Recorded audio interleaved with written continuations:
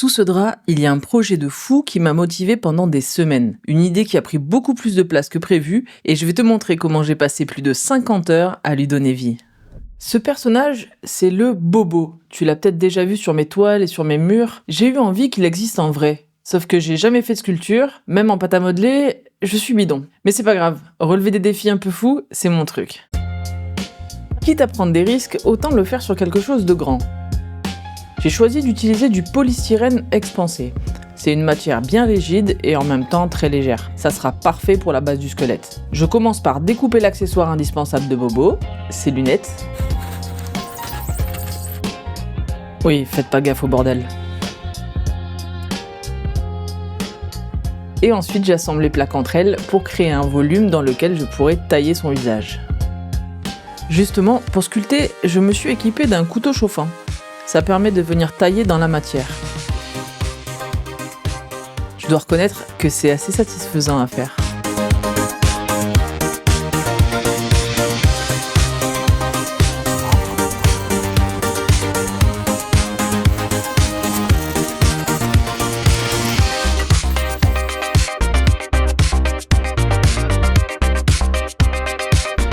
C'est encore très brut à ce stade, mais petit à petit, chacun des éléments du visage se dessine.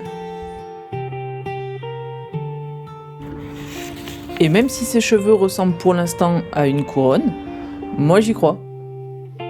Ce qui est bien avec cette matière, c'est que tu peux aussi la poncer.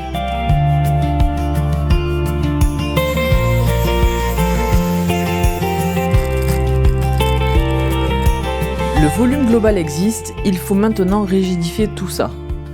Tu te rappelles à l'époque quand tu te cassais le poignet ? On te faisait un plâtre aux urgences. Eh bien j'utilise la même technique, des bandes de plâtre.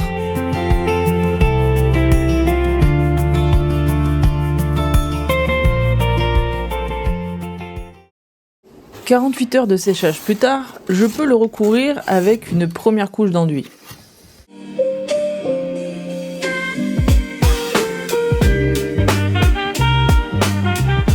C'est qu'il commence à peser son poids là, le Bobo. Qui dit enduit dit ponçage.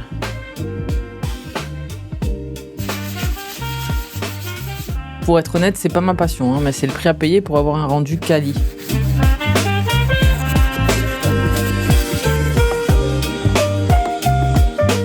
Et puis je m'attaque aux bandes de plâtre du verso aussi. Bon, histoire de se changer un peu les idées, je demande de l'aide à mon père pour fabriquer le pied. Il est ferronnier de métier, donc ça lui fait pas peur ça.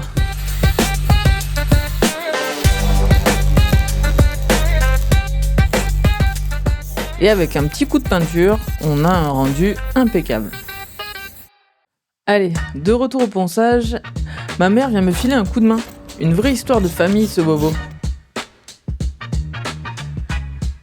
J'ai vu une technique qui consiste à mettre du lait sur le plâtre pour le saturer.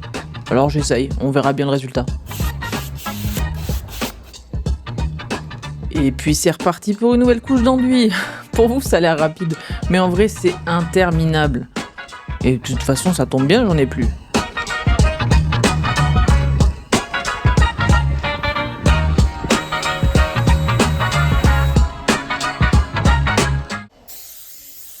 On y est enfin! J'attaque la peinture. Bon, évidemment, du blanc sur du blanc, je suis sûr que vous voyez pas la différence. Mais moi, sur place, oui. Aujourd'hui, Bobo va prendre des couleurs. Je prépare tous les rubans de masquage pour les zones à peindre. J'ai clairement sous-estimé cette partie. J'ai mis 2h30 pour tout faire. J'espère juste une chose, c'est que je me sois pas raté. De toute façon, j'aurai le verdict dans pas longtemps. Et le moment satisfaisant que tout le monde attend, c'est maintenant.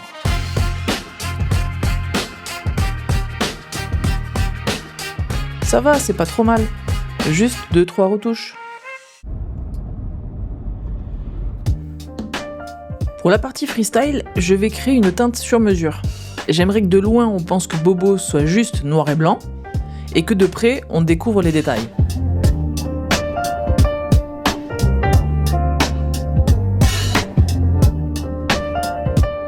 J'ai l'impression que ça marche bien.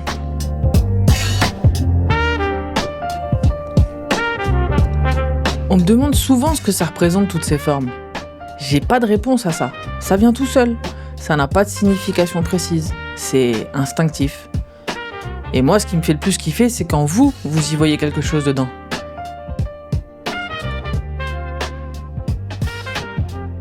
Je rajoute la signature, bien sûr, et un petit coup de vernis.